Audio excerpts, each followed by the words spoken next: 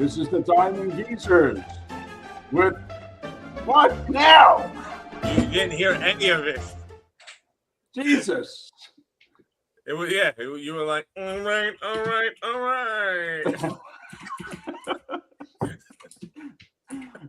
We'll try this again. It did not. You were completely. I'm recording this, by the way. Here we go. Completely silent. Ready?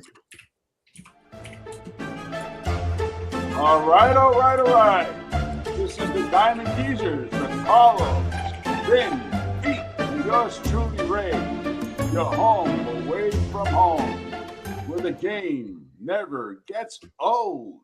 Hello, everybody. How are you today? Today is Saturday, August 22nd, 2026. Right. And right. Shouldn't we explain why we've been off the air? No, we should not explain why we've been off the air for 2 months. I think we should. I think we have pictures to prove it. I think we really should, Ray. It's a little silly to just pretend we were, not been off the air for 2 months. And why? I don't know what you guys. Ray, why don't we just explain? Ray, show a couple of pictures first for our audience. Go ahead. Just show a couple. Just pop up a couple up there. Why? Can we see them? I want to see them. There we go. We got one. This was released by the State Department. Go ahead. Next one. This has caused an international incident. There's a second picture that Ray is not. There it is. Walked into the owner's box in Japan dressed like this. Caused an international incident. I meant well. I was just trying to help the team. We know you meant well, but not everybody gets your Western humor. Do you know how many calls to the State Department had to be made to get you out of there? Well, okay. I only had to make one phone call to our president. I offered him a Happy Meal. Very good. I did. I didn't get to offer him a World Series ring like Mr. Walter, but that's okay. Wow. Yeah. We'll just say, Ray, next time you use Google Translate, just make sure you're using proper tense of I know. And sushi. And that is why I told We'll just leave it at this. Ray will I didn't tell him I told him something that didn't come across the right way in Japanese. And yes, Ray will not be allowed back to Japan for quite some time. Yeah, I was going to say, do you remember how long it was that they said? It was several years, I believe. Yes, we welcome him back stateside. Right. Yeah. But they will welcome me in North Korea for some reason. Oh, okay. I'm not. Well, you did get that nice note from Kim. Yes, I did. Well, that sort of explains why we've been away for 2 months. But let's move on to the podcast, will you? And by the way, thank you everybody for staying with us for 2 months while we haven't been on the air. All 31,000 of you, thank you. Now listen, 31,000. I'm watching YouTube, these other podcasts with like 7,000 people, and they're getting Stearns on for interviews and calling. How about us? What are we, chopped liver? There's a reason we don't get Stearns on. We don't think he's doing a good job. Oh, well. It's hard to do it. Well, there's that. And we've said that.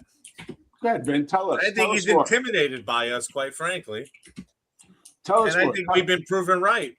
Because here we go. Since we've been gone, we were. I know I was going to play the song there. No, we can't afford the copyright. We can't afford it. The Mets season at one point was unraveling so badly that Carlos Mendoza was fired, and Andy Green took over on an interim basis. Carlos who? Not me. Yeah, well, not this Carlos. Not Carlos. Although this Carlos would have done. But as we definitely pointed out when we last spoke with you, maybe it wasn't the team; it was the captain of the team. Well, this team doesn't have a captain. Come on! Oh, you got it! I just walked into that one. I didn't even plan that.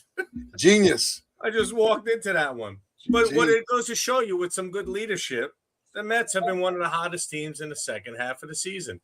Very active at the trade deadline. They're 10-5 in their last 15 games. It looks like I know we'll get into this a little bit. Some of the moves they made, Senga looks like taking over for Williams in the closer role. Duarte has been excellent in the bullpen. It looks like the Mets have finally got some pieces there and figured some things out. And let's not forget Jan, who did a great job. Jan, well, look. calling I'm I'm not not gonna strikeout, but jumping up in the air. The ball was like. Look, you keep doing that. Eventually, people are going to want to stick it up your rear end, and that's exactly what happened last night. Right. Well, to Green's credit, he said something about that. But go ahead. Okay, let's not go to Green's credit, okay? Because as Minaya was letting you just hate Green. Hang on, like Little League. But what did Green say about that? Because Mendoza would have just said, "I love it." Green said that crap has to stop. That's what he said. Make sure. There you go. Exactly. That's enough. The green. That's something that probably wouldn't have been said 3 months ago. That would have not been said. I agree. Cohen did acknowledge that the Mets may have taken too much risk in building the 2026 club. Yes. But at the same time, reaffirming his commitment to Stearns. And that sounded a lot like a who's hold on. Pete, are you typing a letter to Pete is typing. He's typing right now. Dear John letter to the Mets. Oh yeah, he's quick. Hot off the presses. I'm sorry. I should. He's typing his resignation from this podcast. I did promise the Prime Minister of Japan that I would give updates on a weekly basis. They wanted to make sure, they needed verification that you were still in New Jersey. Right. Is that Morse code? Is that Morse code? He's working on it. Right. You don't want to go back to the Japanese prison, right? You don't want to go back to the Japanese prison. No. That was you have to reflect. Switching to a little bit of a ray of sunshine. Get it? Ray of sunshine. The Yankees have stayed in the race while they have absorbed a lot of injuries this season. Some predicted by Ray, Stanton, Max Fried, who Ray pointed out when the Yankees signed him that this is just what comes along with Max Fried, Bellinger, and most recently McMahon, which hurts them defensively, not so much offensively. But they have stood in a race with what we said at the beginning of the season was going to be their strength, and that was their starting pitching. As opposed to what the Mets did, where they fell apart because one guy got injured. But good. In fact, we should call them the Amazing Yankees. Let's forget no more amazing. You can't do that. This doesn't even sound right. It's so bad. Yeah, I know. That hurts the ears. That hurts the ears. And in non-New York news, the Dodgers remain an elite club on the field, while controlling owner Mark Walter's broader business empire faces federal scrutiny. Tis, Mr. Walter. He has not announced a Dodgers sale, but the Lakers are up for sale, or maybe the Lakers were sold. The Lakers were sold. It's possible. In 72 hours, without even open bids. There it is. All right. So, Ray. Thank you. I'm sorry. The new report says Patrick Susu. Patrick Soon Shun. You say that, but I'm the one who's detained in Japan. That's nice. What you wrote. Whatever. That's what I'm reading on I got bad copy here. Would be interested if the Dodgers were ever Patrick Soon Shung. Soon Shung. Yes. If the Dodgers were ever put up for sale. Right. So for our one Dodger fan, just Patrick Soon Shung was the runner-up to Walter and the Guggenheim Group in buying the Dodgers. So. Hey. So Ray, what say you about the Mets? Cohen, Stearns, what's happening? Yeah. So Cohen had an interview this past week. You got to give credit to him. He's an owner that's accessible. He has his interviews. I think he's sometimes too honest in the interviews. But he said something that I thought was very interesting. He said something which leads me to believe that he's been watching our podcast that we were saying 2-3 months ago, right? For at least a month we were talking about this. We suck. Yes. Yes, they do. And why did they suck? They suck because they went ahead and they signed players who had an injury history. They had brand new coaches on the staff that have no major league experience except one guy, and the one guy's out in the outfield bullpen. In the bullpen. They had two sabermetric focused, and what was the other thing? Yeah, they brought in a lot of new players. And just there's probably more factors, but a lot of those he described in his interview as risk factors. That when you have a lot of risks, it's okay to take risk in certain areas. When you take on so much risk, I thought he'd made a good comparison to a portfolio, financial portfolio. If you have a financial portfolio that has a lot of risk, your upside could be tremendous, but your downside could also be terrible. And where the Yankees' upside is always tremendous, the Mets always seem to have the downside of the risk. Always, always. And if don't even deny it. Deny it. Well, that's because the Yankees hold on to their key homegrown talent. Mr. Alonso hit his 30th home run. Was 7 straight seasons of 30 home runs. There you go too far. Always going too far. I have no problem with saying bye-bye to Alonso. The only thing I think people would agree, hey, why don't you let a first baseman go? You're actually going to get a first baseman to play. Right. And there wasn't any available, so then maybe they should have held on to Alonso. But there wasn't because, no, you let Alonso go, you get a first baseman. There was first baseman on the market. Who? You're telling me they couldn't trade for a first baseman? Or how about Obviously not. Wait. No, wait, here's one. The first baseman that was in Japan. How about that guy? Exactly. I don't know his name. What's with you in Japan? Stop. You were there for 2 months. You don't know his name. I was in solitary confinement. Okay. I didn't know who. Enough said. But you didn't have to. You didn't have to sign. Look, Polanco. Yeah, well, you didn't have to sign Polanco. I mean, in all fairness, look, you didn't have to sign somebody for 5 years, right? If there was nothing available, right? You make an interim sign, which is what Polanco was supposed to be. Except again, to the risk factor, you don't sign the guy who is injured more times than not, never played the position before. Two guys, and Robert in the outfield, another guy that was injury prone. Yeah, well, that's a different thing, but at least he's a good outfield. I mean, you're playing a guy he never played it. You could have made an interim with Ty France or somebody, whatever. I mean, you could have and said, and I don't know, until there was a first baseman available that you wanted to commit to. You did to do whatever. It's it's so frustrating to it is. Of course. Because anybody. No. I do blame Mendoza on some level too. I don't. You guys with this Mendoza stuff. No. But every move we said where's the risk? I guess it's unusual. Is it unusual? They all seem to backfire. The signing of the Polanco and Bichette at positions that they never played before, where you were talking about upgrading your defense, the injury factor, trading for Peralta and thinking that was going to be the single move that bolstered your pitching staff, where it looks like trading him away and the team turning around and putting Senga to the actually a manager making moves and shaking it up a little bit seems to have, I don't want to say righted the ship, but never thought they were as bad as they were playing. And I think maybe in a way, this is a little bit more of what we expected. A little bit tighter team, a little bit better bullpen, better starting pitching. And now people are healthy, Ray. Lindor is back. Robert is back. And I think the young guys playing, Ewing, giving these guys a shot. And this is all without Soto, guys. They turned it around with Soto not playing. And I think Mendoza's sitting back and waiting for this thing to click and not trying to, do anything to spark the team. He didn't do anything to spark this team. Nothing. Agreed. I don't. Not a single thing. Nothing. You didn't read about him throwing a fit. You didn't read. There's nothing. He was just. Did he get thrown out of any game? They just have to perform. I personally think, and I don't know.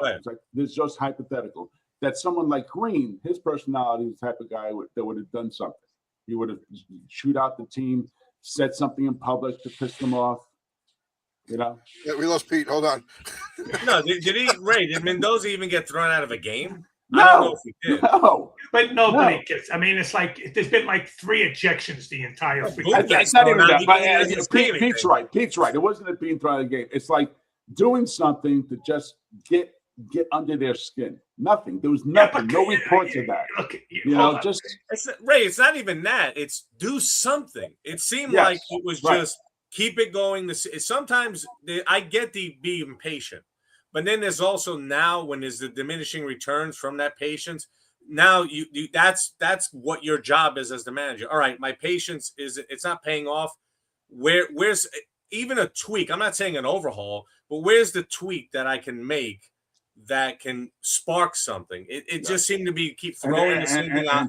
And some X's and O's things. Yeah, rolling the ball was rolling downhill, and you did nothing to stop it. We won't revisit the calls that Mendoza made back then, but I'll tell you about something Andy Green did recently. We'll move a little bit into Andy Green here. He did something that I didn't even notice. Pete probably would have noticed if he had watched the game, but maybe you know what I'm talking about. Maybe he did. I don't know. No, I don't know if you did.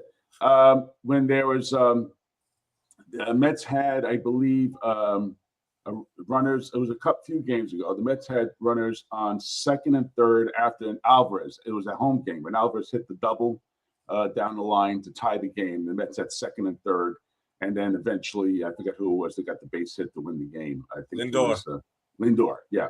So the winning run is on third base. Okay, there's one out, I think, and the runner on second means nothing. But yet, Green pinch ran for Alvarez at second base with a faster runner. And one wonders, why'd you do that, right? Do you know the game I'm talking about, Pete? I know the game. Right. I don't remember the game. And he did that because it was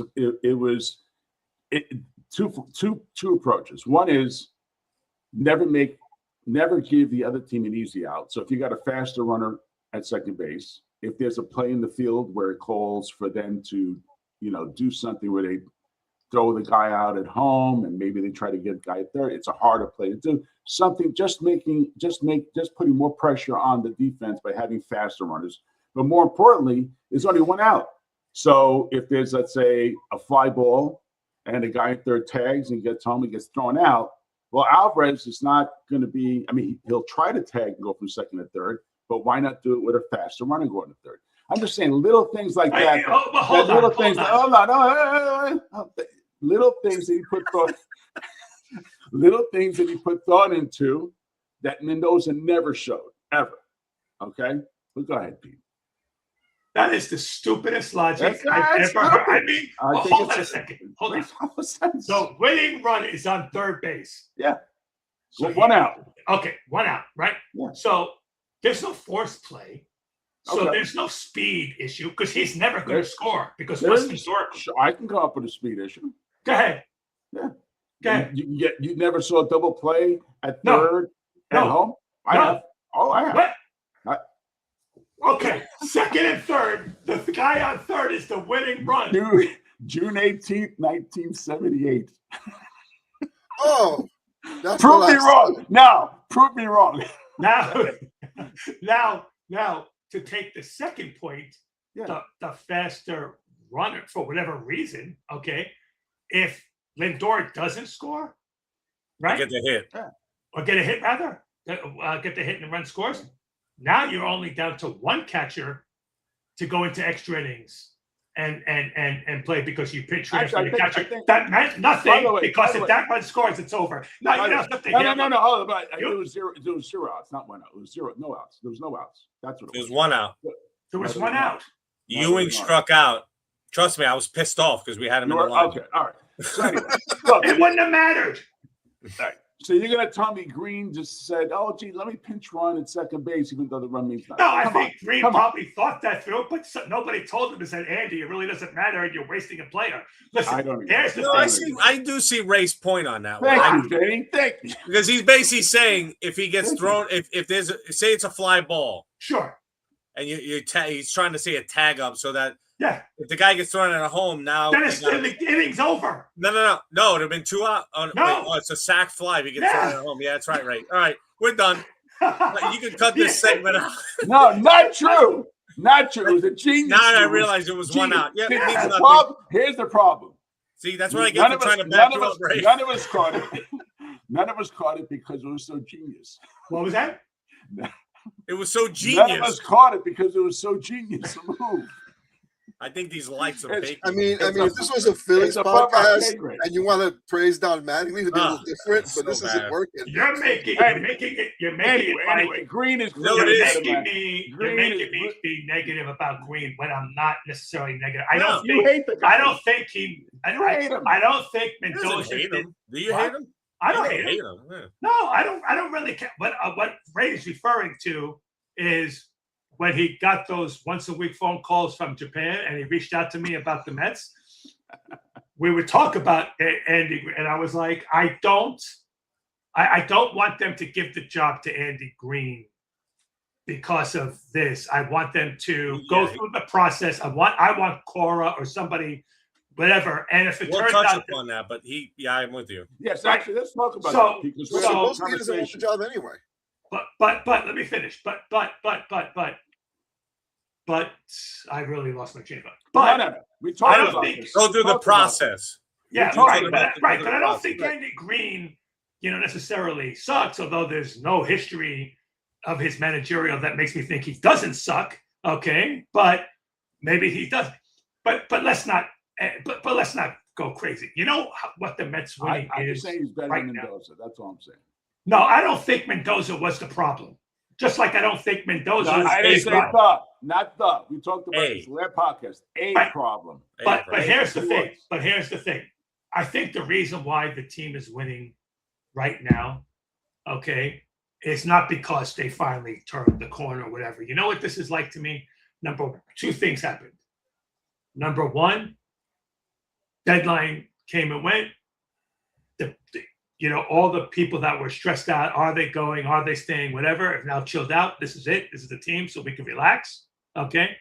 And the second thing, you ever notice in spring training, the really crappy teams have the better records, and the good teams, basically, you just want to be 500 because the good teams, they're going to move in and out their guys. They're just going to give the guys enough playing to get them ready. They don't care.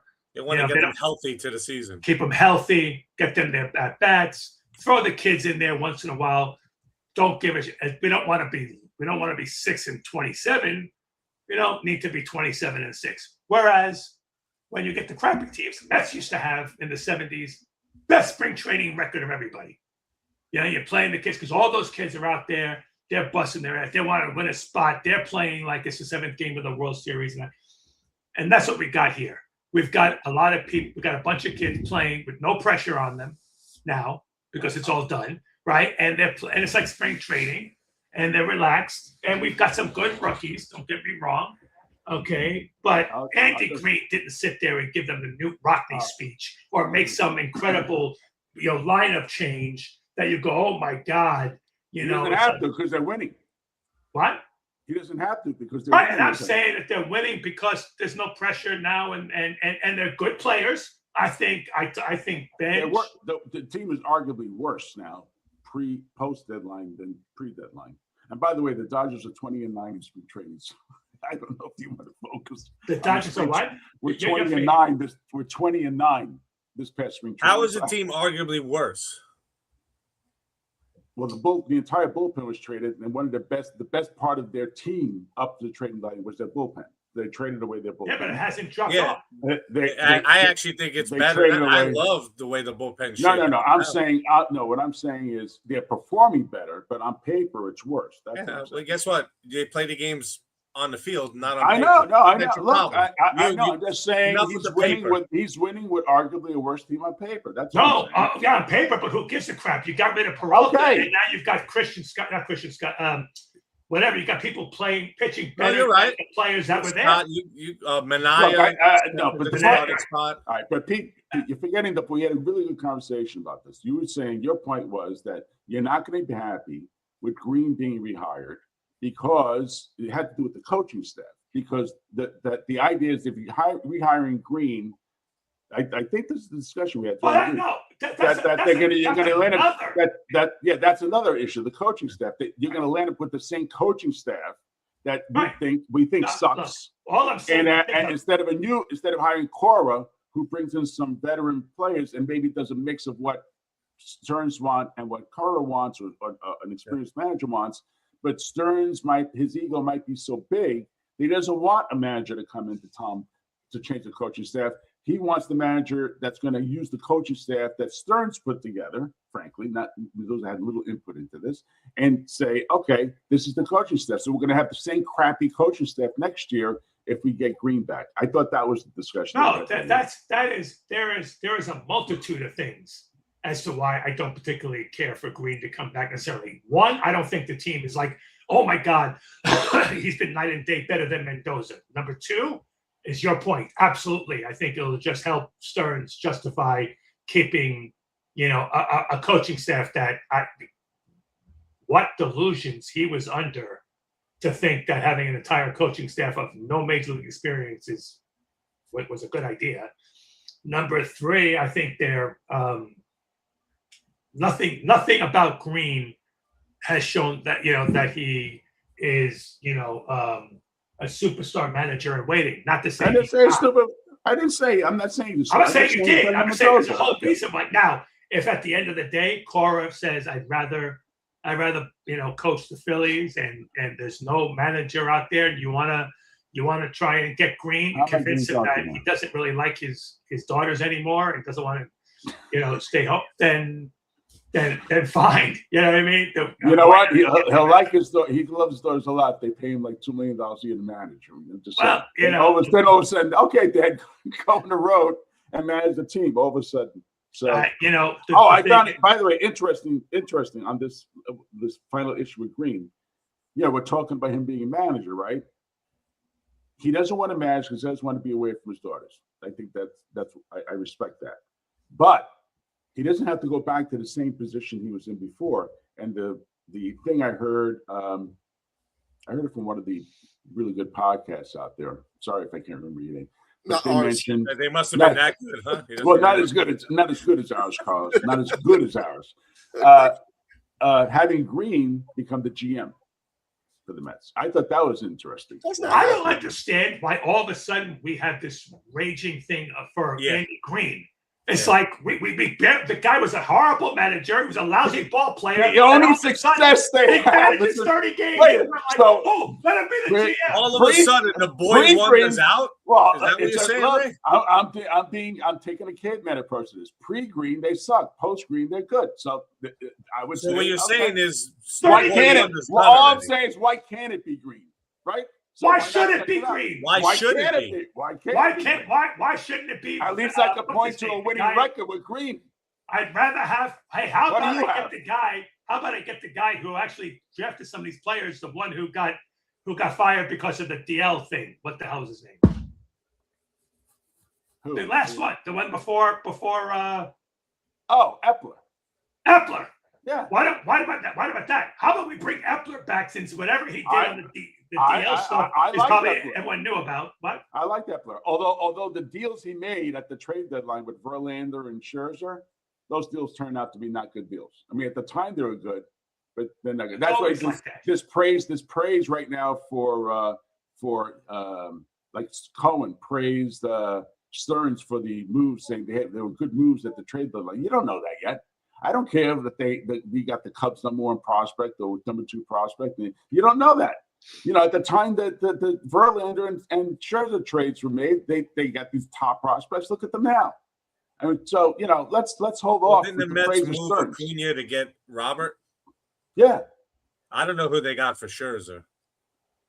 They got Drew Schmooface. Wasn't it? That was Gilbert. Gilbert. No, Gilbert was ours. We traded him to the Giants. To the Giants. Oh no. You're right. I think we had Gilbert. We traded Gilbert. Yeah, and Gilbert's no big deal. I don't even think Gil was playing for the Giants. So, I'm just saying, people, is we need to relax with this. Stearns did a great job at the trade deadline. Well, look, all I know is at least there's some track record with Epler and with Andy Green, because the Mets are playing better for 30 games, is all of a sudden the savior. Well, Pete and I did agree that if there's one weakness to Stearns, the weakness is his trades. His trades, more than right? one weakness. That might be. No. But the other ones, whatever. I thought his fundamental problem is his ego. And yes, right. Yes, that is true. General sense of being is a problem. That is true. No, I'm talking about like what's measurable. Like, so the trades. He just has not made good trades. Well, look, he makes where Epler did make good trades. That was my point. You know what? Here's the thing. He made the trade to get Christian Yelich. when he was there. He does make some trade. I think He also traded away Hader. What? And he also But he trade right. That's where you see. I think his biggest weakness isn't the trades, and to be honest with you, I think ego isn't. I think his biggest weakness is he does not take into consideration the human factor. Right. That he does not take into consideration. That was your point. Yes. Oh my God stuff. Yeah. Wasn't just a bullpen issue, but it also demoralized the team. Yes. That letting Iglesias go. Yeah. Okay. Even though I understood it from a baseball perspective, had a negative impact. The same thing, by the way, could be said about Alonso. Although the problem with Alonso was that the commitment was so large. Yeah. That I understand why he would think that in year. Look, if Alonso wanted to be a Met, Alonso would have been a Met. He could have gotten a lot of money. Okay, maybe not all of the same thing and work something out, whatever the case may be. I understand that. But I also think it hurt to some extent not having a lot. And certainly Iglesias, I even think Severino. You know what I mean? Again, I think these sort of, again, I understood Severino and also Bassett. But hang on, is some of that ego in that he thinks I could replace these guys? Yes. I'm good enough to. In fairness to him, good. No, I'm saying it's exactly that. It's exactly that. But also adding to it, it's not that important. You know what I mean? Like I could replace Iglesias, and the fact that he bonded the team together is not really that important. So don't worry about that part. All right. So here's the deal. So I don't think he consciously thinks it's not that important. I think because of his philosophy, as a default, it doesn't become important because his philosophy is about stats. And if you're focusing just on stats, you by definition ignore the human element, right? You ignore all that other stuff. That's the problem with analytics. Yeah, and he's really into it. By the way, I just asked ChatGPT for the trades that Epler made versus Stearns. Epler made 1, 2, 3, 4, 5, 6, 7, 8, 9, 10 significant trades. His grades, for the most part, were A's. Okay, Chris Bassett for JT Ginn and Adam Oller. I don't know. He got Chris Bassett. He got Vogler back for Colin Holdman. That wasn't a good one. He got Eduardo Escobar for two guys, Landon Marceau. I didn't even know if that's right. And Escobar performed. He got David Robertson from Marco Vargas and Ronald Hernandez. Again, don't even know those guys. Robertson performed. He traded Scherzer for Acuna. All right. But he got rid of money. But he got rid of a lot of the money also. Verlander for Gilbert and Ryan Clifford, and Mark Canha for Justin Jarvis. His Stearns trades started off well. Adrian Hauser and Tyrone Taylor for Coleman Crow. Never heard of the guy. He got Phil Maton for cash at the time. That was a good trade. And ever since then, it's been downhill. Here's his bad trades. Tyler Rogers traded away Jose Bluto, Blake Tidwell, and Drew Gilbert. Remember that trade? Yeah, but I don't think any of them are doing anything. Right. Yeah, but the thing was that with Tyler Rogers, you're trading away all that for this one guy that you don't even keep after that. I mean, I don't know. That you know what I mean? Yeah. Cedric Mullins, that deal. That's bad. So anyway, and Peralta, and of course signing Schmooface the 2 years. Who's the guy that hardly pitched for us? The Montas. Okay, Carlos. Montas. Frankie No, Montas. Peralta's not a bad deal, right? That's Peralta wasn't a bad deal. Right. I agree. That's what I'm saying. It just ended up bad. Yeah. Well, that's right. Different. But here's the thing. I think Ray said it earlier, and this is the thing. You know, when Carlos and I talk about our fantasy team, especially coming up to the auction, I mean, my particular feeling is you have to have the players that you can count on. They might have a bad year, but you got to have the players that you can count on, right? That this guy's going to go out, the stud. He's going to go out and pitch every 5 games. He's going to win whatever. And if you could have, one or two of those hitting wise, whatever, the guys you could, then you could take chances, right? Then you could say, okay, I can do a stretch at second base, and I think this rookie might be it, but because I'm covered at first, whatever, right? With Stearns, it was just too many. You didn't have enough of them. Didn't have enough, right? No. Exactly. You had basically what you had was Lindor and Soto. That's it. And that's all you had. And one of them got hurt. That's the level of risk. That's part of the risk. The high risk, yeah. Exactly. And so you took the risk on Simeon, and you took the risk on Polanco, and you took the risk on your staff, and your starting staff. On the start. You go ahead and get Peralta, which I thought was a great deal. No, I'm saying what they had. What they had was going to perform. Manea gets sent to the bullpen because he was terrible at the beginning of the year. Right.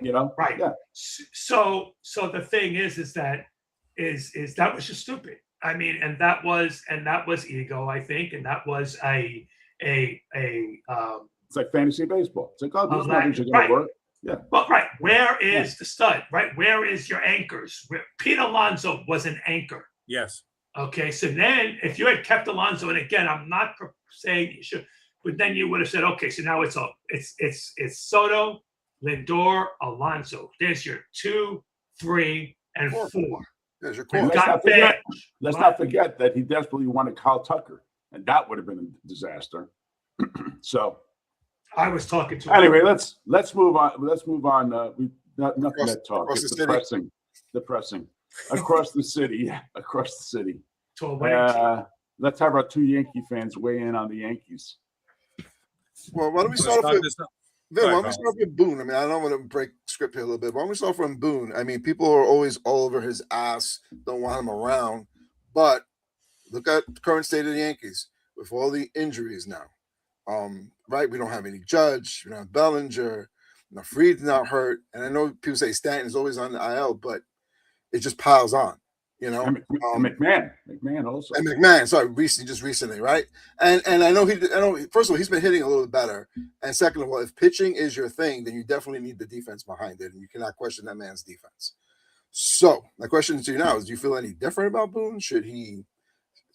You want him to stay around a little bit more? You're liking him a little bit more? Yeah, Ben, you wanted him fired. I don't feel any different about him. Really? Okay. Honestly, I don't. I don't feel any different.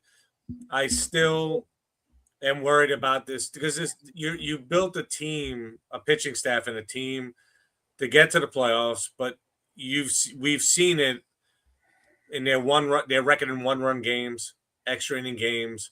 They're not a team that puts bat to ball. Even the trades they made at the deadline, we're not getting players that, Luis Garcia, great hitter, power hitter, kills righties, but he was just more of what they had. So I'm still worried about, is this team just the way they're built, and if it's philosophical for the organization, are they just going to be they'll be successful. They'll make the playoffs. Either they'll win the division or they'll get in as a wild card. But when now your pitchers have to be perfect because you can't score enough runs. I think they're under 500 when they score under 5 runs. They only have scored 5 runs or more, I think maybe in 50 games out of 130 they've played. So they don't, the Bronx Bombers, unless they're bombing, they're losing. That's the key, right? And that goes to 1-run games and extra inning games. They have a losing record. I think they have the worst record in baseball in those categories, or one of the worst for sure. And that goes to when the playoffs come, you're now facing the best pitching. Right. So what can you do to scratch across and manufacture runs? Right. And Boone, that's the key thing. Yeah, that's. I was about to say, because that's more like a lineup construction kind of. Team construction. I don't see anything. Because you're facing the best teams, like Vinny said. You could get your 5 runs a game against the league, but now you're going to go and focus on the teams with the best pitching, arguably. Are you going to score 5 runs a game? Well, if you're not, and that's your record with less than 5 runs. Well, that's a team, but it's a team construction thing. I mean, you got to judge a manager on how he handles what he has.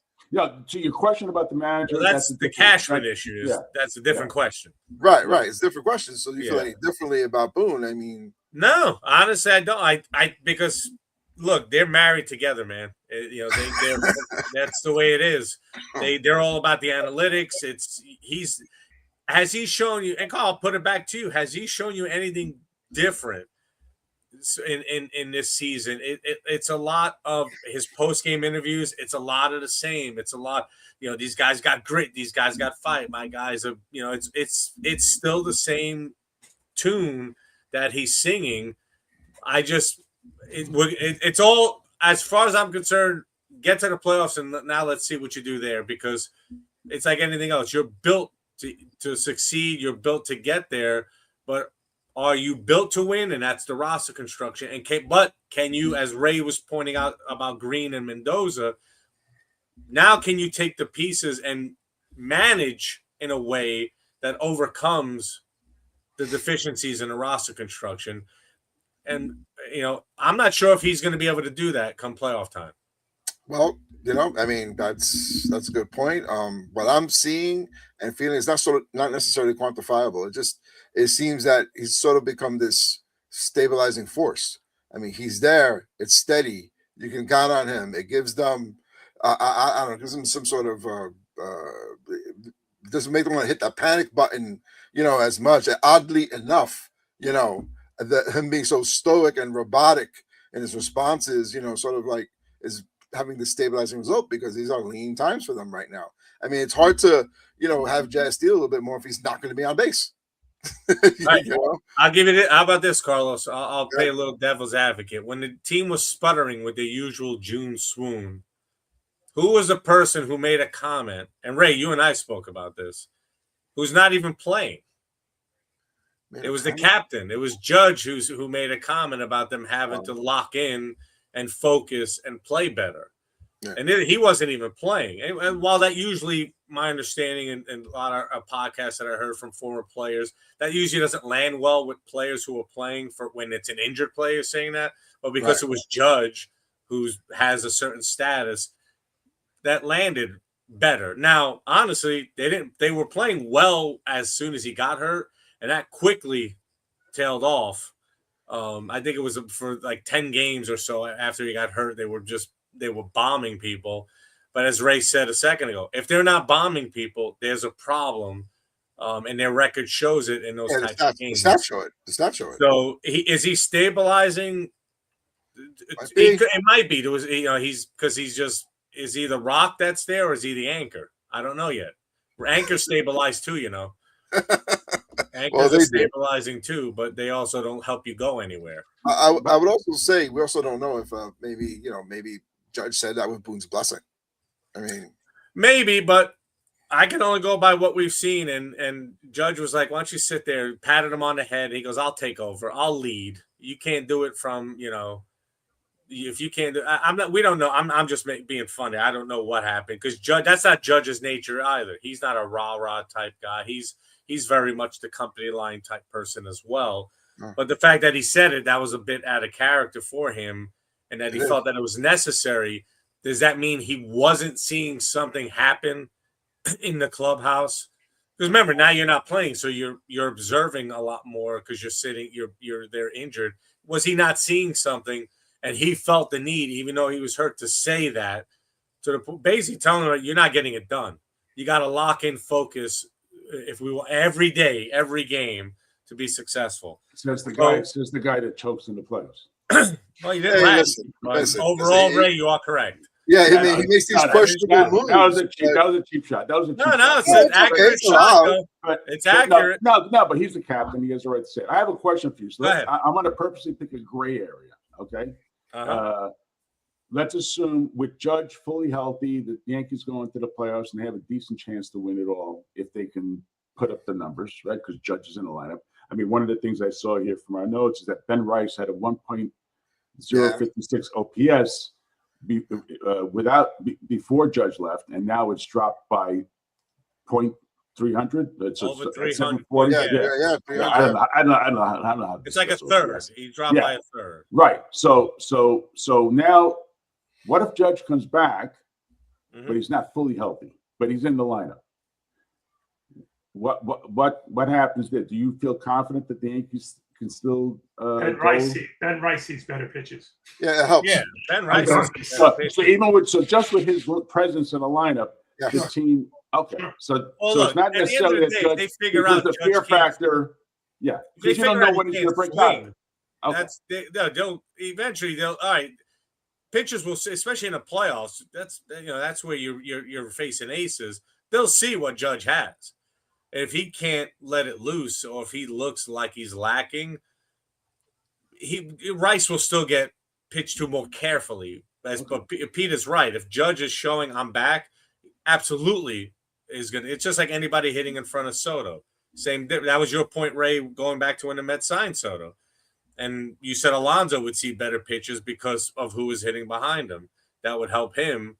And then the same difference would be here with Judge. If Judge is batting behind you and he's healthy, you're obviously going to get. Judge is batting behind him and he's not healthy. He's still going to do it because he's right.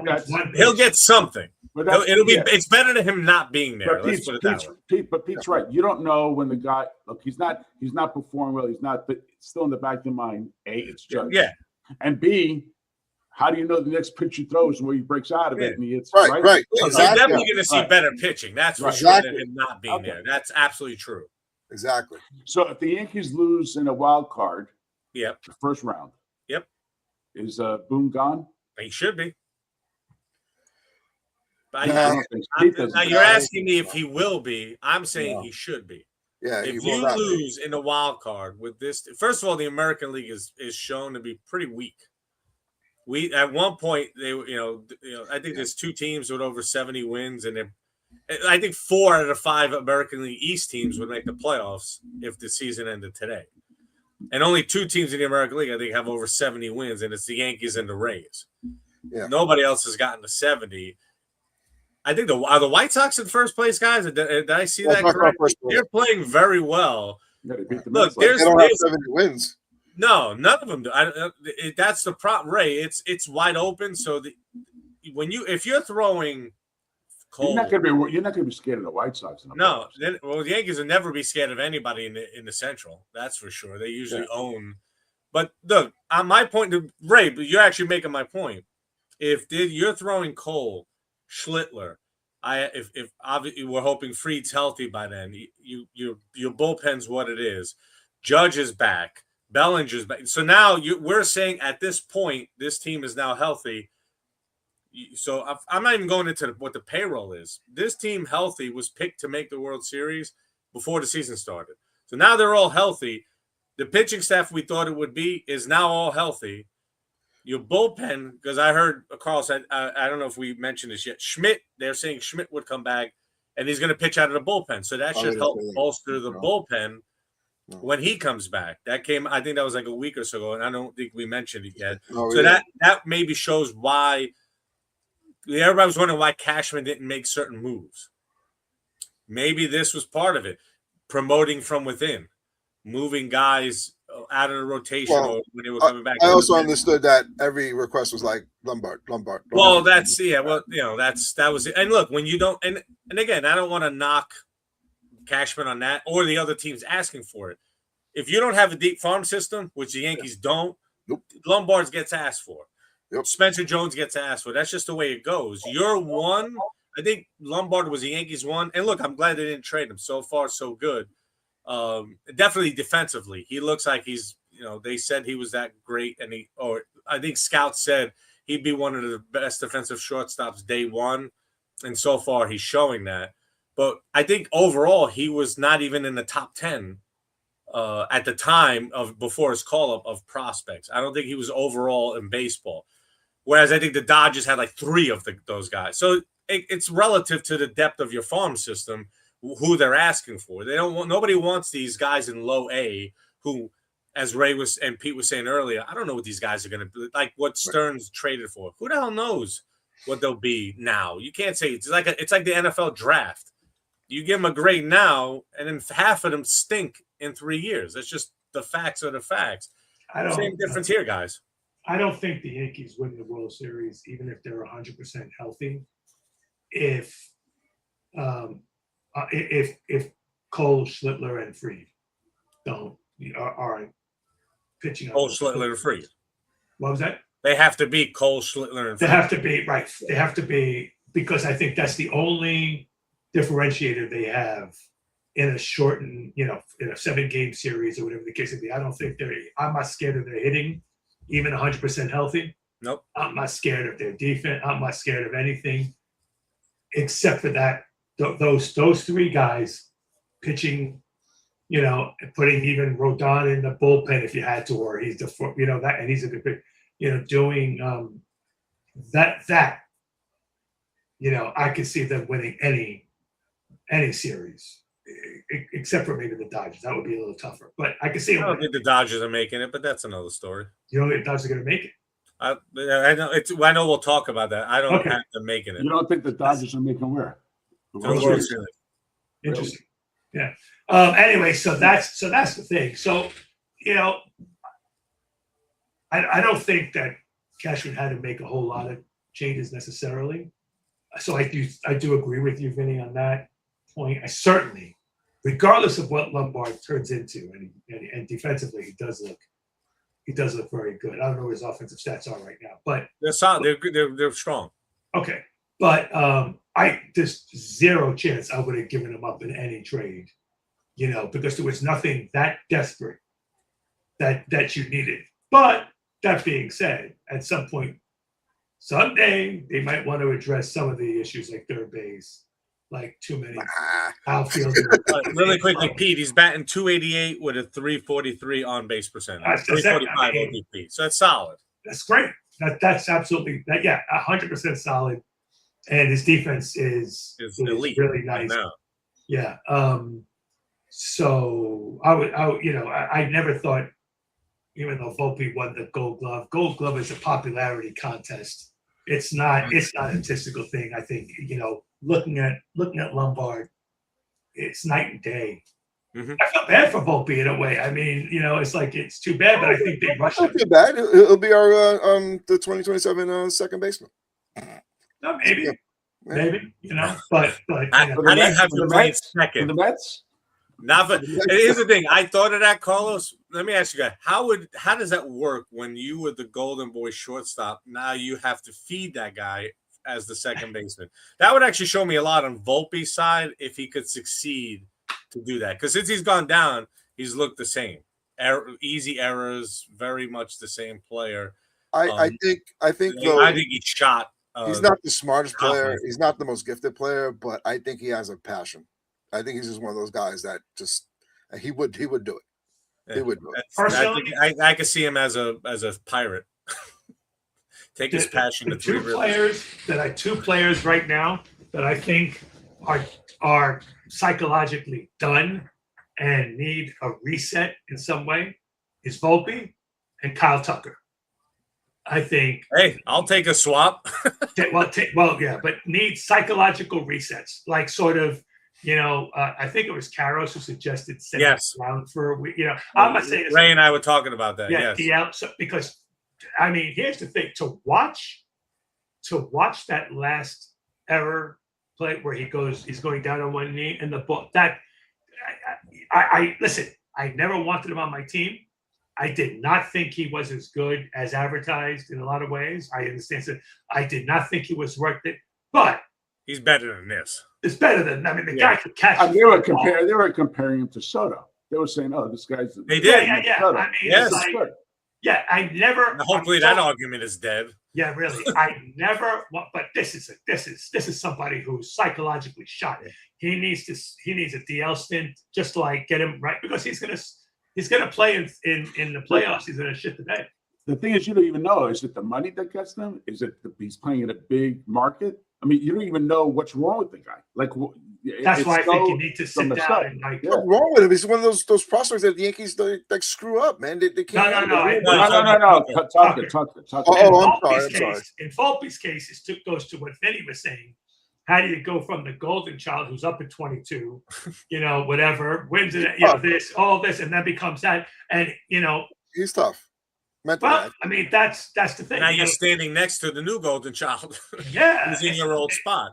Yeah, usually when you don't play the ex next to you don't put the ex-wife next to the new wife. You ship the ex-wife out of town, and I think Volpe's history when it's at some point in this offseason. Let's hope Vinny's wife isn't listening. She's upstairs. All right, so that might be. But anyway, I just think it's almost like, again, he needs a reset. I was, or go somewhere else, one or the other. So. Agreed. Okay. So we're running a little over time, so we don't want to spend too much time with the Dodgers stuff, other than to say, I mean, anybody that's, unless is it me or did Ray just go into the witness protection? Are the Japanese coming for you? I know. That's right. I'm blending in and out. I know.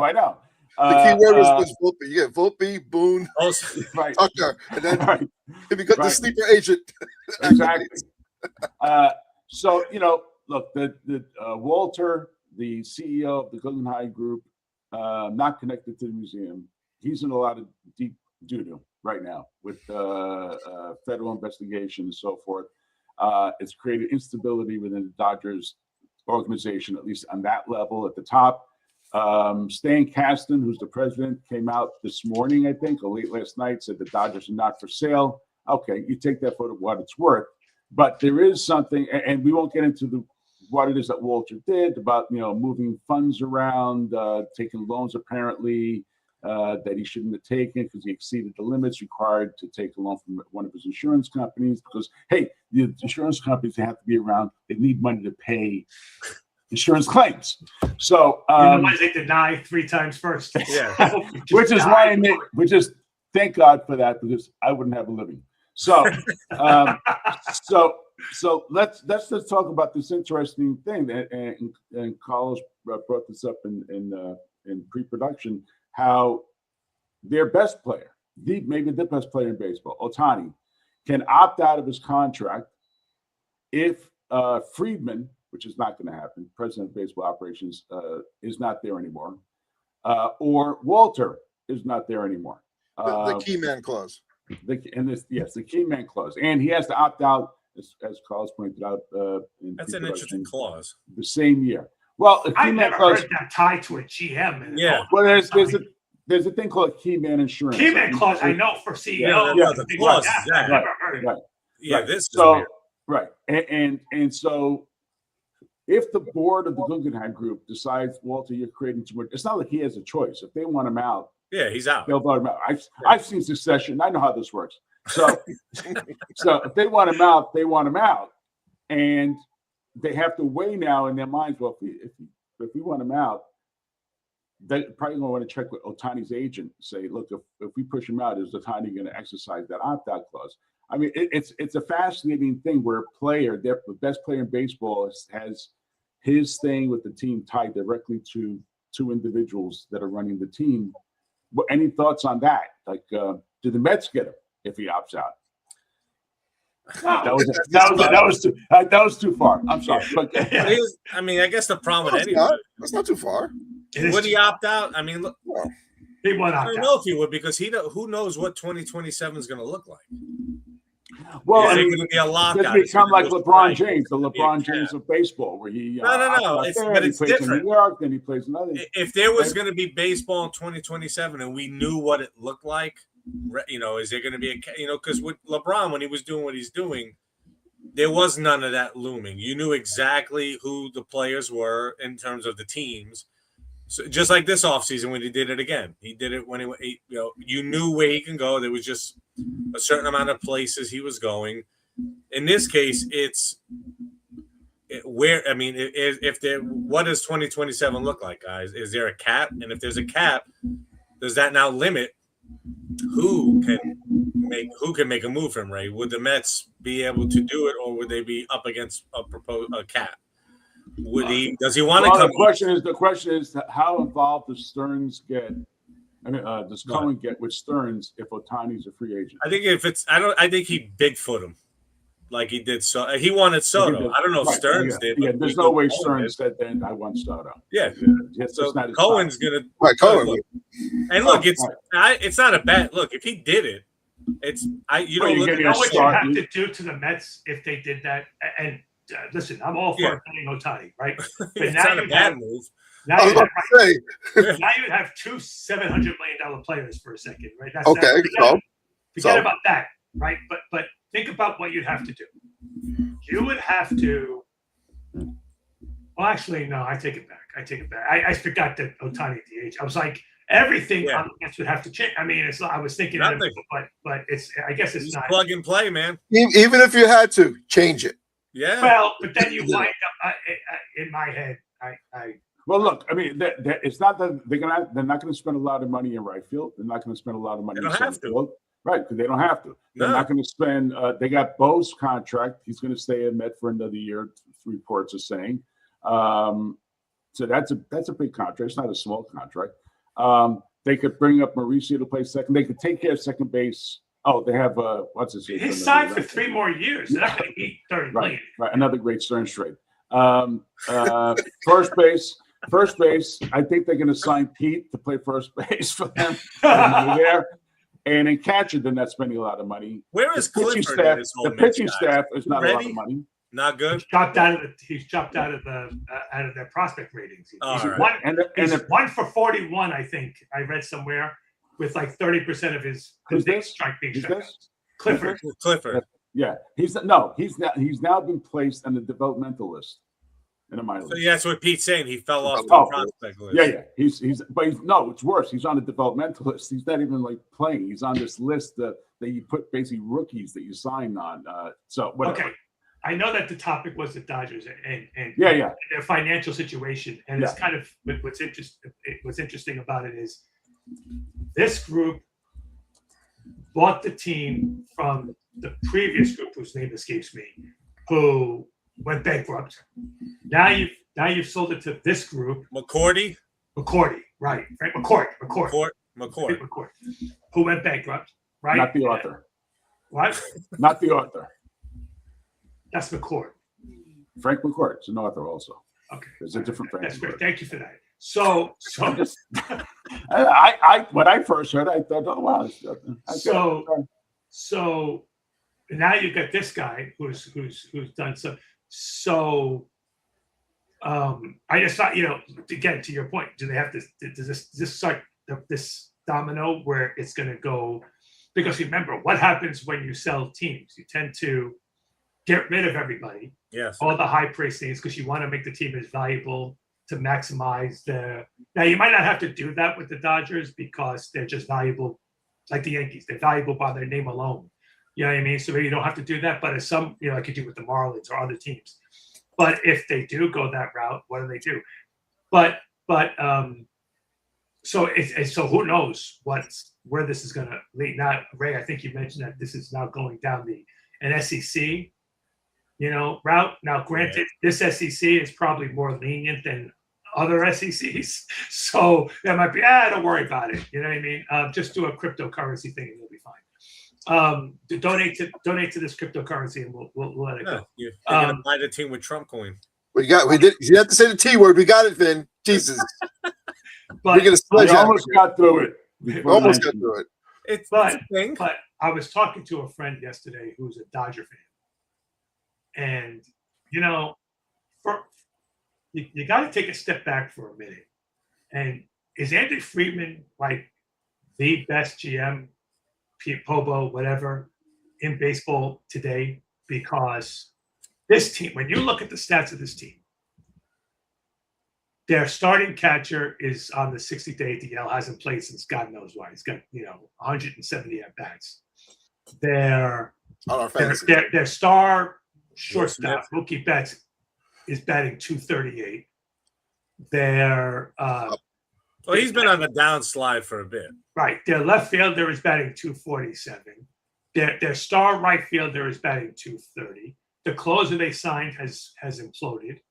You know what I mean? And yet they're 70-something wins. They just keep going. It's like they plug it. They trade for Skubal with play. I wanted to go and look at the players that they've traded away to see how they're actually doing, because I'm wondering, like, is this the Jedi mind trick? Because I don't keep like, you look at the Soto trade with the Padres, right? And you look at the players that Montreal that Washington got back, okay? And they're all Woods, Abrams. Yeah. I mean, Stars. what? Young stars. young stars. I mean, it's like 3 of them or whatever. I mean, you go, wow, what a good trade by the Nationals to what they got for a rent. You know what I mean? And what I mean, dear, I think I want Friedman to be my goal. I don't know. He'd probably come over here and mess it all up. But the thing is that I mean, well, Cohen said something about Friedman and the Dodgers, and he attributed. I don't know what he was doing. He was trying to attribute. I wish I would have hired him. No. He's saying he's a big believer in process, like process. If you have a process that works and it's repeatable. Ask the Sixer fans how they feel about the process. Right. So he said, I don't get that joke, by the way. But, the 76ers? Yeah. They had this whole thing about the process, believe in the process. They were the first ones, and they never made it to a final. Right, but the thing is, the process is working in LA, so they is it? Say it. Yeah. Oh, no. Yeah. I mean, so all I'm saying is that when Cohen said it, he was talking about they have a process there that works and it's repeatable and it's working for them. We need to get a process in place here, and that's what Stearns is trying to do: get a process in place. Give him a bunch of money, defer it all, and. You know, I mean, with the process. Hang on, rob your investors blind. Yes, and that's the thing. When you get to defer, you know, Otani's contract and Tommy Edman and Kyle Tucker and I think one of the pitchers. I mean, you get to defer Snell. Billions. Snell. Right. You get to defer literally billions. Oh, even Glasnow, who hasn't even pitched, and stay under the cap and then just sign. You know, star after star after star. Yeah, that doesn't show me any talent. How is that a great talent that Friedman has? No. You know. Well, wait a second though. But hold on a second. They obviously haven't. They had enough there to whatever they did. His drafting has been phenomenal. Well, that's what I really want to see. Yes. The guys that I'm really curious, and I don't even know. To look and see the players that they traded and they got, you know, these guys that he did, like, were they real? Like, you rate the Dodgers minor leagues, number 1, number 5, whatever, they're all the way up there. And they trade these guys and they bring up this other guy.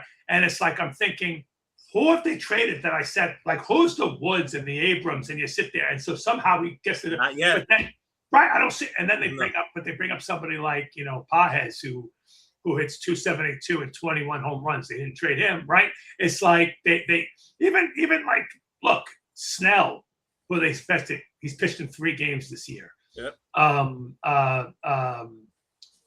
drawing a blank again on names here. Well, Sasaki, but Sasaki's turned it around. And then he's 5-5 with a 4-point-something ERA. I mean, which is actually turning it around for him.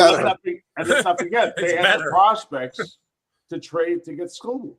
But that's did the they? Key, Ray. Yeah. That's the key. But do they? No, but they're saying that he didn't spend for him.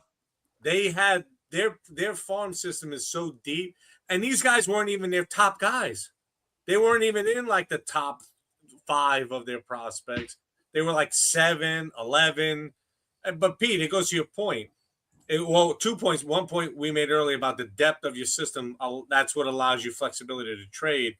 But it's also no guarantee of future success. And you're correct. I don't see the Mackenzie Gore was the other guy, Pete. That was the other guy who succeeded a little bit. Now he's with the Rangers. But though you could see, first of all, Wood and Abrams they look like perennial all-stars for the next 10 years. MVP candidates for the next 10 years. We haven't seen that yet from the Dodger trades. We might, but are they becoming like the Tampa Bay of the West Coast? Well, anybody you get from us, the ones we keep are the ones you really wanted, and the ones we give you, like with I guess you know what? Every team tries to do that. They don't want to, they don't want to give you 10 years.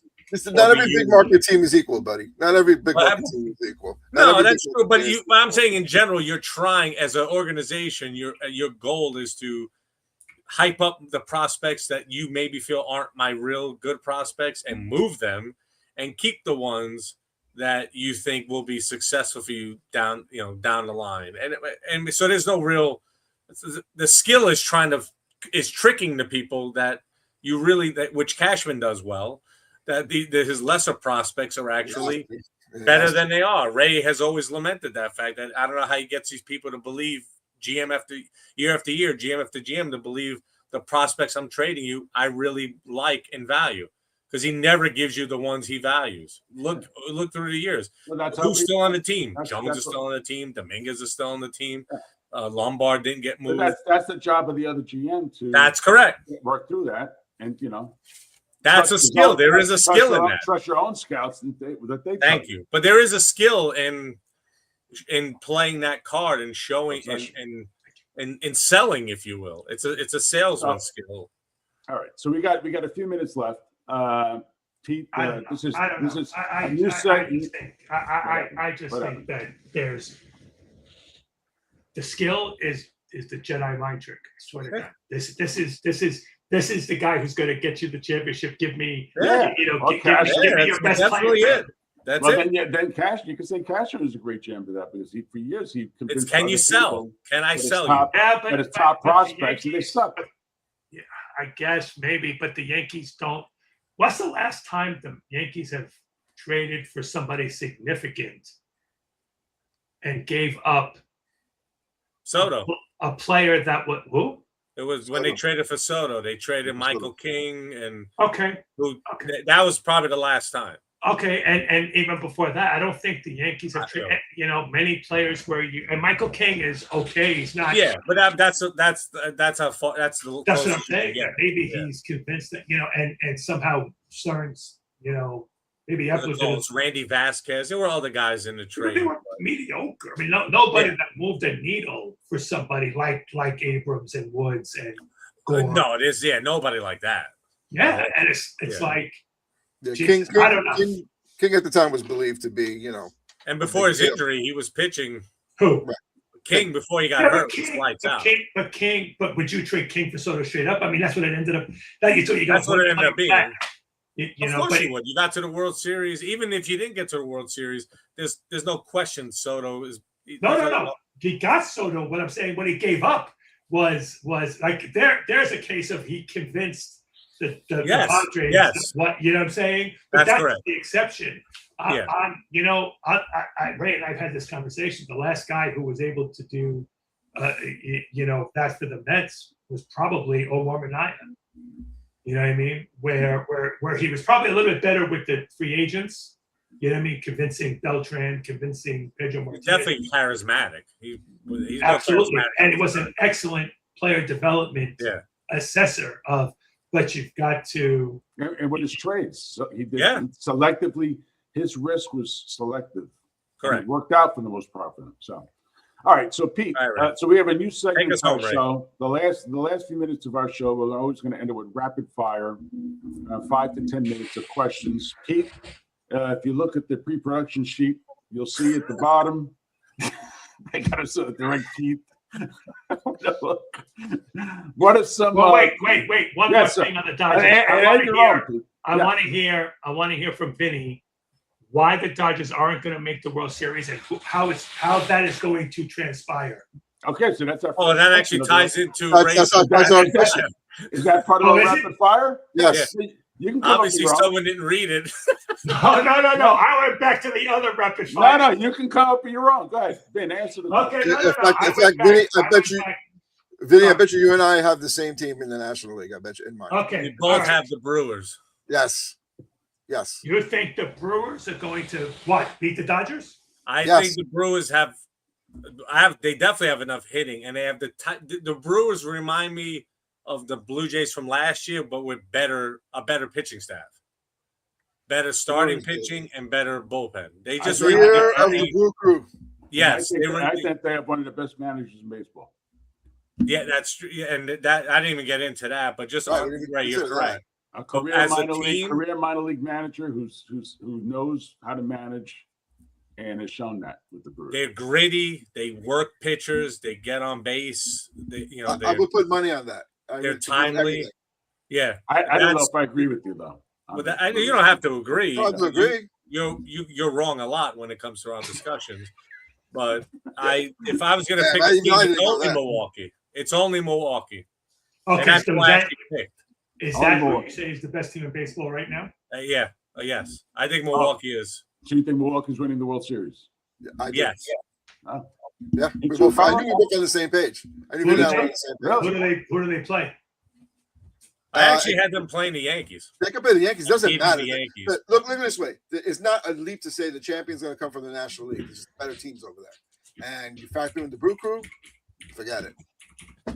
So if the playoffs started today, who's in? Oh shoot! Hang on. Yeah, you gotta type that up. That's a lot of teams to get a name. Maybe we should have a show dedicated. No, well, what is it? What are you? What?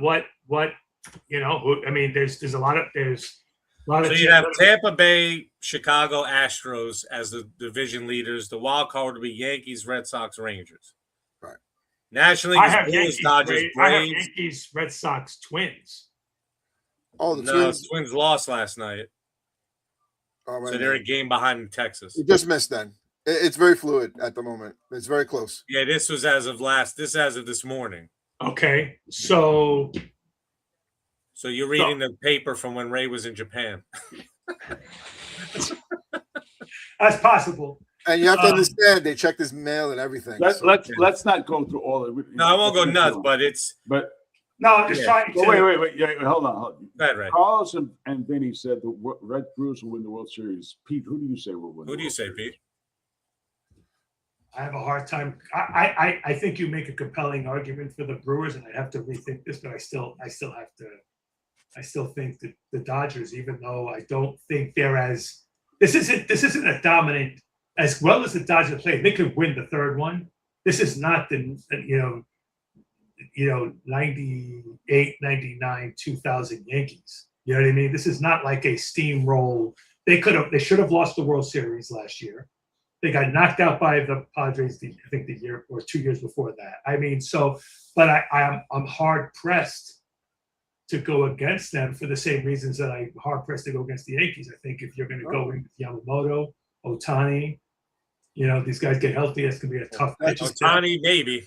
Vegas agrees with you. That's still the number one thing. Yankees versus Dodgers. And remember, the Dodgers fans' mantra about Edwin Diaz is the same as Pete was when he left. They're saying the same thing Pete was saying to Edwin Diaz. Now all Dodger fans are saying the same thing when he comes into the game. In Diaz's defense. Oh, just want to say, in Diaz's defense. Wait a minute. Whoa. Oh my God. Holy cow. I just want to point out that the first year with the Mets, or the first year he signed that guy, he shit the bed. The respect factor just went way down, buddy. No. There is nobody happier about what has transpired. You are now Fredo on this podcast. No. There is. I'm smart. I want respect. There is nobody happier about this. Ray, you can't let him get away with that, Ray. I had to turn down offers. You want Diaz? Are you kidding me? You know who my partner is? Do you know? You don't listen to the podcast? I don't care if he's $1 contract. No. I'm just saying he did not have a good first year with the Mets when he signed his contract and then became Diaz. Although he's older now and that injury might be more significant than we know. I'm happy as hell. I'm happy as hell that he took $1 more.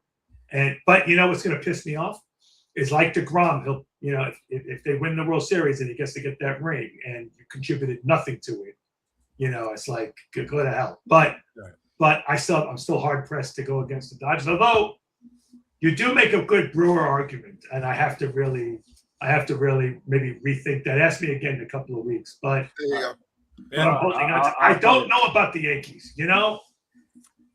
I was really fired up about the Red Sox, to be honest with you. For a bit. I really. It turns out they were stealing signs from the Yeah, well, but they were just playing with a fire, and that I thought, wow, it's like I don't know, I don't know. By the way, they're doing this without their ace. Yeah, and without some other good hitter. So, how about you, Ray? What's Ray's turn. We haven't heard from Ray. So do the Yankees win the division? We didn't get Ray's best team yet. Oh, sorry, Ray. I'm sorry. That's all right.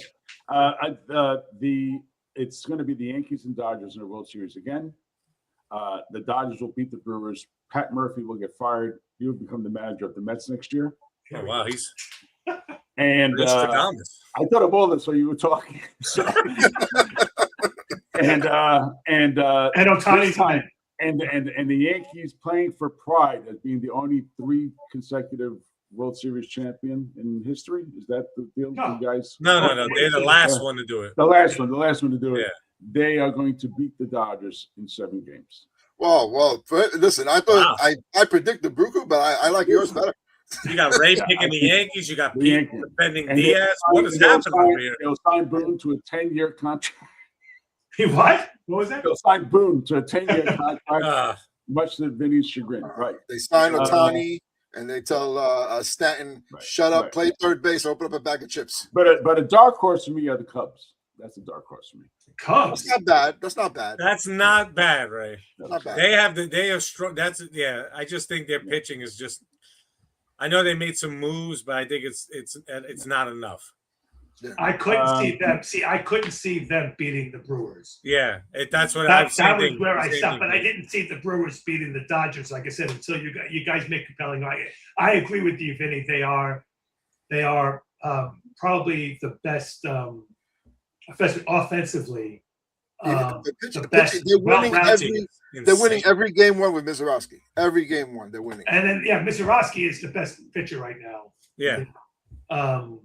So I could see, you know what I mean, but I just didn't think they had the depth to beat the Dodgers. But I could be wrong on that one. I don't see the Cubs beating the Brewers. I you know what I mean. So Yankees win the division, or does Tampa Bay win it, or somebody else? Does it? Yankee, Ray, who do you think? Tampa Bay. They could. Yanks could win. 2 weeks ago, I would have said Tampa for sure. Yanks could win. They're not running away with Yankees cut it to 3 coming into today's games. Yeah. Tampa's kind of, after that 9-0 West Coast trip, they've sputtered. The Yankees, I think, have gained 3 or 4 in the last 10. Not at their best. I think the Yankees have enough pitching. I think they have enough pitching. They'll eke out the division. I think they'll win the division by a couple of games. But I think it's because I think it's on the strength, as Carlos said, it's of their, and we've all said all year, it's of their pitching. We'll get them through. I mean, it has so far. So yeah. And the Tampa, the Rasmus and McClanahan, when they don't pitch well, which they didn't this past week, they get hit hard, they lose. Who's managing the Mets next year? Cora. Andy Green. I think it's Cora. Carlos Beltran. No, are you serious, Carlos? No.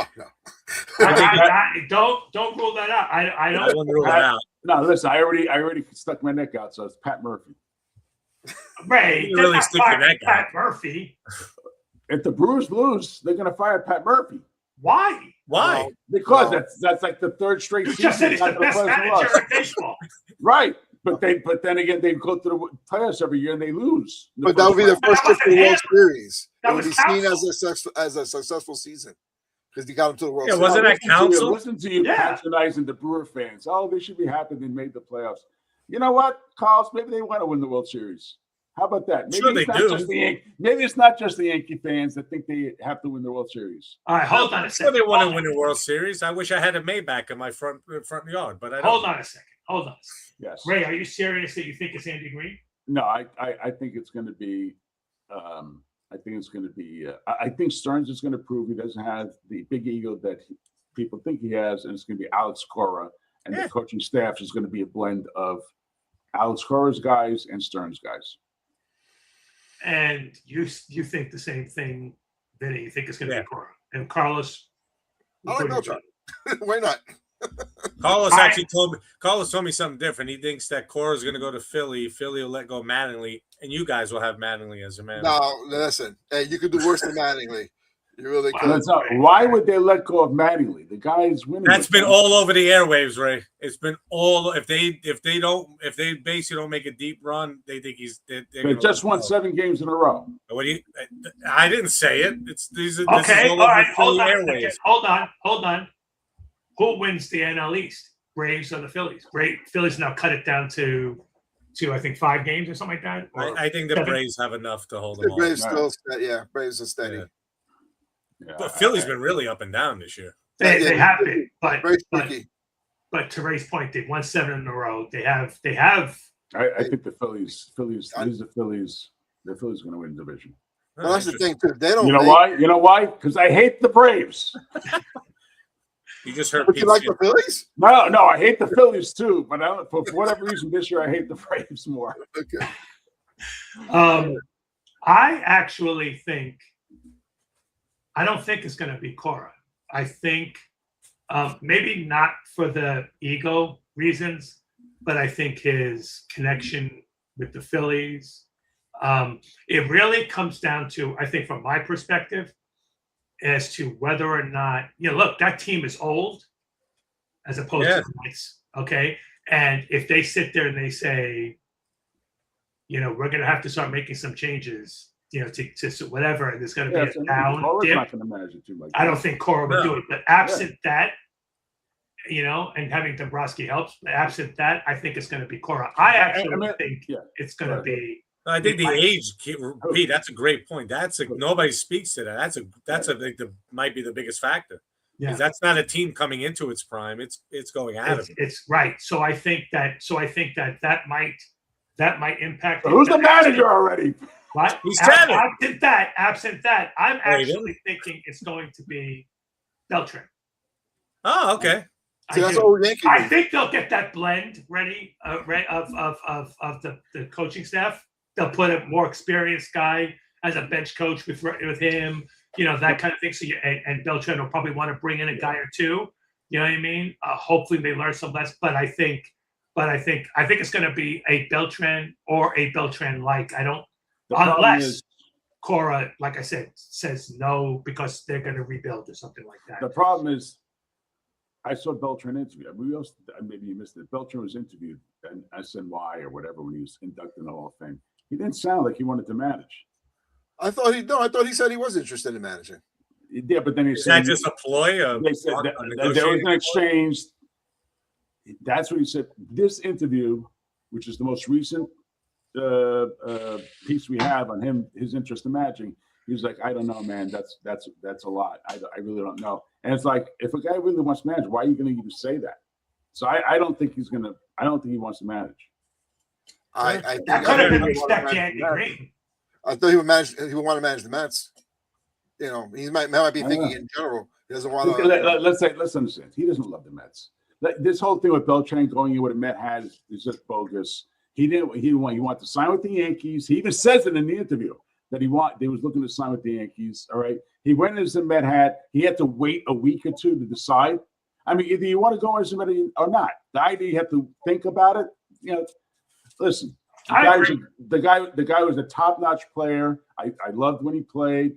I'm not going to blame him for taking a call third strike, whatever. But in terms of his sentiments about the Mets, I think he loves the Mets. I don't think he loves the Mets. If the Yankees called him tomorrow and asked him to manage the Yankees, he'd jump there like in a heartbeat. He'd manage the Yankees. I think he loves the Yankees. I think he loves, whatever. Anyway, so. I don't know. I mean, in all fairness, I agree with you on principle. I think in all fairness, when he was 28 and he was a free agent, being with the Yankees, might have had a certain appeal to him that might not exist today. I don't know. You might be right. I think the Mets organization, people like that organization, like players like the organization. But I think one of the reasons Bo's staying is because it's a good organization. If you're Cora, to your point, Pete, if you have a choice of the Phillies with these older guys and the Mets with these young guys, I'm sorry. And not because I'm a Mets fan. I'm just if that's your two choices for Cora, you're going to the Mets. It's not even just the young guys. It's the young guys with an owner who's obviously willing to spend. Yeah. Right. So it's not. That right there is always going to be the appeal. That's why if he doesn't, I'm sorry. The only reason he doesn't is because freaking Stearns' ego. He doesn't want to get rid of. He just doesn't want. He wants to control things. Okay, so that gets to my next question. Yeah. Do we trust Stearns to fix this or not? Does he fix this? Let's pretend there's a baseball season in 27. Let's pretend that there's going to be because this is going to be a tough year to judge people because they're going to shut this thing down right after December 1st when the contract is over. You know what I mean? Who knows when they'll open things back up. So in all fairness to everybody, this is not going to be a great year to judge Stearns or anybody. But let's just play it out for a hot minute and say that they're going to that the season's going to start and be relatively normal. I'm going to ask Carlos first. Does Stearns fix this problem? You know, In 27, are we looking at a? I'm not taking a World Series team. Are we looking at a significantly better team? Do we have the same optimism going into 27 that we did going into 25? I guess I wouldn't have the same optimism. It might take a little longer for him to get used to this role of being a GM in New York or for a big market team. I don't think he's more comfortable at this point. Well, he's still. I don't. Well, then I don't know how you explain it, dude, because it's just not. So you don't think he's going to fix it? Just for next year, no. And longer term, maybe. I don't know if he even gets the longer term. What about you, Vinny? No, I don't think anything we've seen that he's done with the Mets has shown me, because it's too much.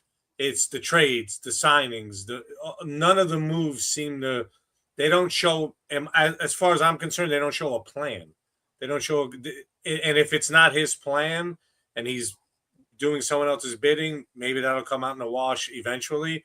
But from what we're seeing, I don't think so. And I don't think he'll get I think Cohen has the tone I get from Cohen is, these little things, too much. When you start saying those comments, he's basically saying, Stearns, you took too much risk on.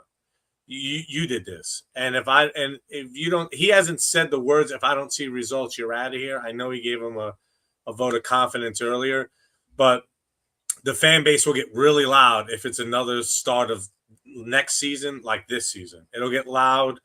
And what did Yogi say? It gets late early. I don't. From what I've seen, I can't say I trust that he'll get it done. And no, I think that there'll be someone else helming this franchise either in some point in 2027 or definitely in 28. What about you, Ray?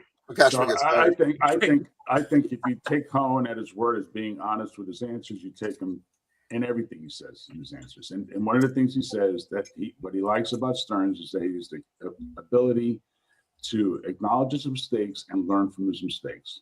So if that's true, and Stearns admits, he's sort of in a veiled way, he's admitted that too much, he didn't say too much risk, but he said, that he has to think about what he did and how he took on too much, whether you want to call it risk or whatever, new things about the team. And he looks at it, and Cohen is right about him, that he learns from it, that I think he gets his act together. And I think that he says, you know what, he gets a GM in place, and they hire Alex Cora. And so what, am I answering the question? Because I don't know exactly. This is next year. Next year. Next year. And next year it's a positive, forward-looking thing with Cora managing. Yeah. So from my perspective, the interesting part is that I do still have faith in Stearns to some degree. Okay. My problem with it is, and I say this not to pat ourselves on the back in a way, but dear God, we knew this was too much risk. We were happy with some of the moves. Let's not pretend we didn't like Peralta. We didn't blame him for Diaz.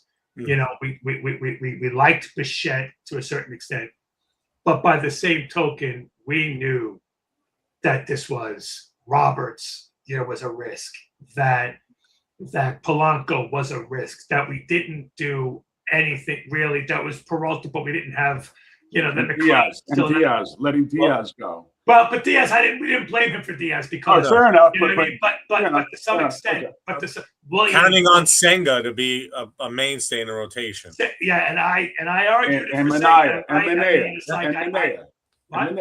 Minaya was already signed, so there was really nothing there to do. But there was no second. We didn't know McLean was going. We hoped, but we didn't know. If we knew this, if we walked out at the end of the season saying, I don't know where that run prevention is coming from, that kind of thing. We didn't expect Ewing up and doing. It's sort of like, if we knew this, why do you have to learn this in a way? So there's that part of me that's sort of like, right. You know what, dude, there's a certain part. So I'm sort of on the fence. If I had to, and I think I said this to you, Ray, right off the bat, to me, if Cora is or a Cora-like player, and it's not Don Mattingly, to be honest with you, and I'm not disparaging Mattingly, but it's got to be somebody who's got a track record. If Cora or somebody like him is the manager, Pat Murphy. If there's talk of him hiring a GM, even if it doesn't necessarily happen right away, but they're talked about, then I'll feel like, yes, he has learned to some extent. And players are players. You never know, whatever. I can live with that. That I'll feel better. If I swear to God, if the manager is Beltran or another person like this, or Green, even Green, and the coaching staff is going to be basically the same thing, then I'm going to sit there and say he didn't learn anything. So that's really, really the X factor for me. Who owns the Dodgers in 2028? In 28? Well, because I figure it's not going to be resolved in 27. So who owns the Dodgers?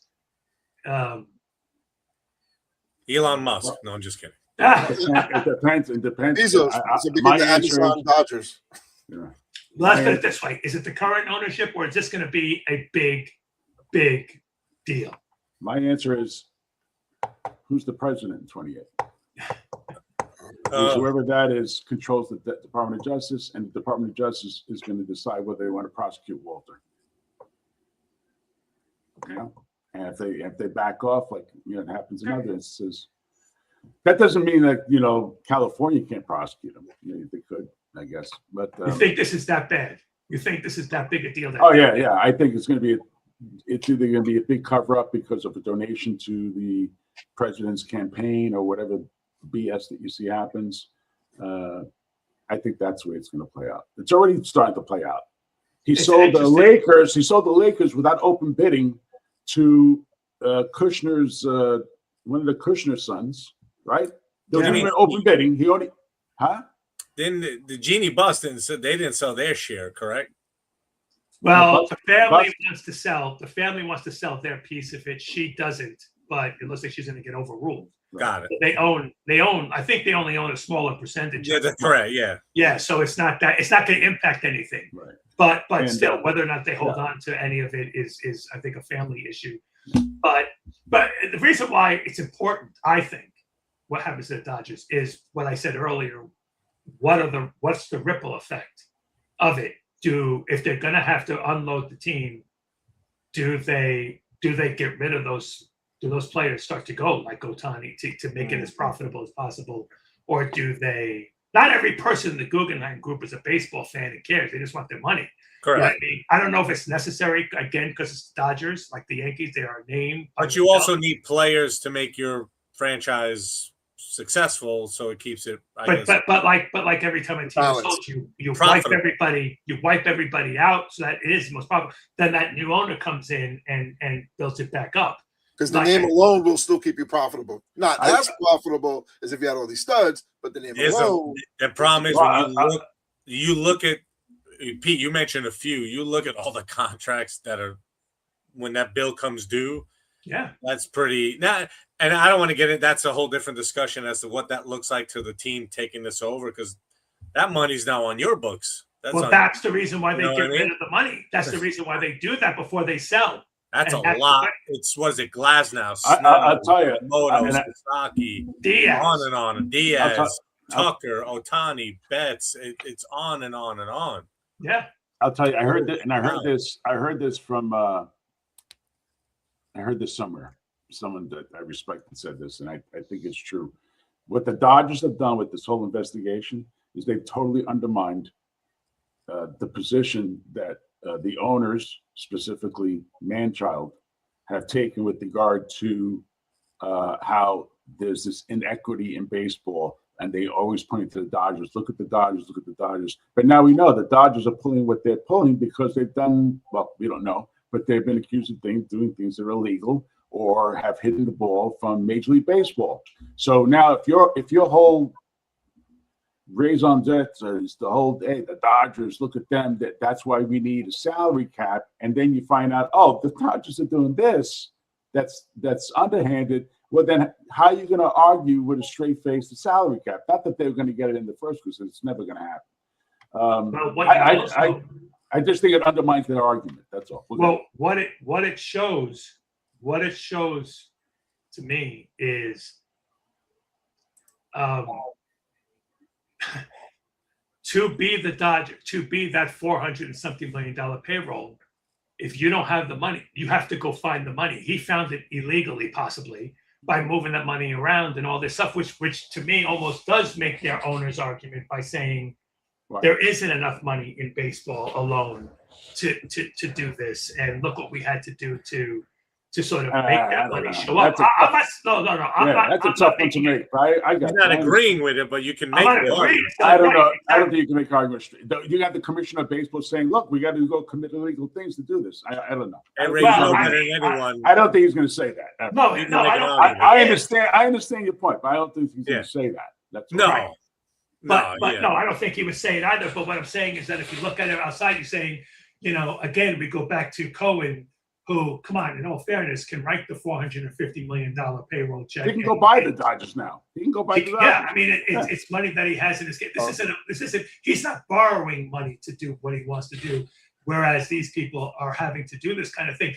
Again, it would have incredible, if they had to unload that team to make it. It would have incredible ramifications. Here's the thing, on the rest of the league. Could they do it?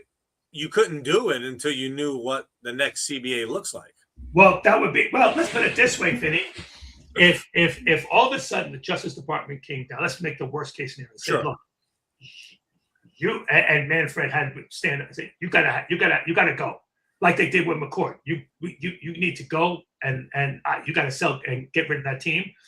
And that ownership group says, I don't care about baseball. I care about the most profitable thing, which means you strip this team down to its bare minimum so that we're making the most money on this sale. The ramifications of that would go all across, because you are talking about, if you just look at the contracts that are, even if you didn't bother with Tucker, it was only a 4-year contract, you just look at the 10-year contract plus. You're looking at Ohtani, Yamamoto, Sasaki, I don't know how much that's. You're talking about unloading. Snell, I think, has a big one. Too. And Edwin. People don't think Edwin has what? Edwin has a ton of money. No, they all do, Ray. Deferred. I'm saying deferred. Edwin? Yeah. They all do. They all the deferred money on every single these one. contracts is ridiculous. I was shocked, but it's like several $100 million. Not hundred, but tens of millions of dollars. Last time I think was deferred. Does anybody actually have a contract that's not deferred? I don't think. Here's the thing, Pete. I don't think that'll happen like McCord. I don't think that'll happen. He's on that rookie deal. I'll say this. I understand what you're saying. I just don't think it'll happen with them, because in the McCord scenario, it was him and his wife. So it's easy to tell the individual. You got, in this case, all the Guggenheim group has to do is get rid of Walter, put somebody else that's very legitimate, very friendly face, like most companies do, right? And once they do that, then they're fine. I don't think. I think their problem is either way. They got to come up with the money. That's what they have to come up with the money. Really quickly, money? Ray, to Pete's point, Shohei Ohtani 10 years, Yamamoto 12, Betts 12, Will Smith 10. He signed a 10-year deal. But Betts doesn't have any deferred. No, I'm not going through. I'm just saying the money. Just to get $700 million, $325 million, $365 for Betts, $182 for Snell, $136.5 for Glasnow, $240 for Tucker. People forget this name, $162 for Freeman. They still got that contract. $69 for Diaz, $140 for Smith. I mean, good God. Diaz also has deferred money. Who? I think most of those. I'm just saying some of those contracts are deferred, so you're not. No. No, that's my my point, Ray. That's most of those are deferred. So it's on the books for whoever takes this over. How do you get them off your books? And if the CBA, if there's nothing in place, how does a team take that? But the thing is, how do you buy a team where you have all this money that you owe? That's why you get rid of the money. That's his point. Look, that's the point. So think about this. Think about that's why I don't think they're going to sell. I don't think they're going to sell. I don't think they can. Well, Ray, to Pete's point, they can't. What if he's saying because they can't? Because it would be. But Ray, Pete's point is, what if anything is found out that it's so egregious, you have to sell, because that other sports have done it. Basketball's done it. If you baseball has done it. Yeah, you have to sell. You have to get rid of this team. I think you're right, Ray. You're right, Ray. They could just replace Walter with somebody else. It's true, but obviously that group, there's a money issue. Either Walter. But they didn't create it. That's what I'm saying. They didn't create it, so they just have to deal with it. Yeah. So I'm not going to punish them for creating it because I don't mean to say it as a punishment, right? If they come back and say, "Listen, this was Walter. We had no idea what was going on. We're getting him out. It's going to be, Phil Schmooface to your guys." You said, "Fine, okay," and then that's it. Okay. Pat Murphy. Pat Murphy will run everything. But I just replace Manfred with Pat Murphy.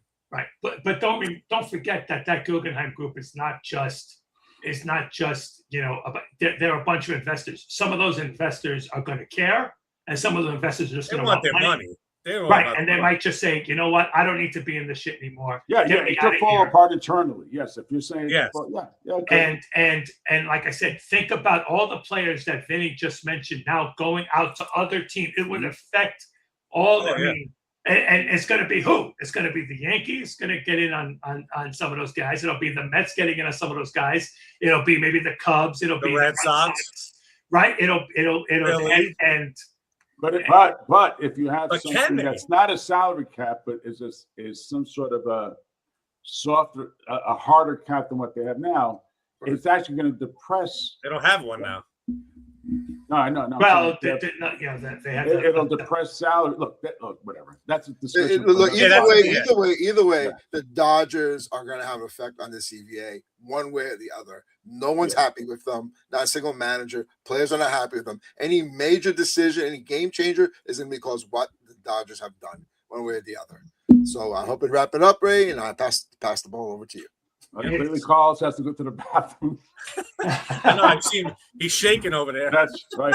I will say, on this day, back in 1886, Louisville Colonel Jimmy Chicken Wolf hit an inside the park game-winning home run with a K9 assist in the 1886 game against the Cincinnati Red Stockings. What happened was a stray dog that had been sleeping by the fence grabbed onto the pant leg of Abner Powell and held on to the Red Stockings center fielder, preventing him from fielding the ball and giving the Colonels a 5-4 win. That happened. That's impressive.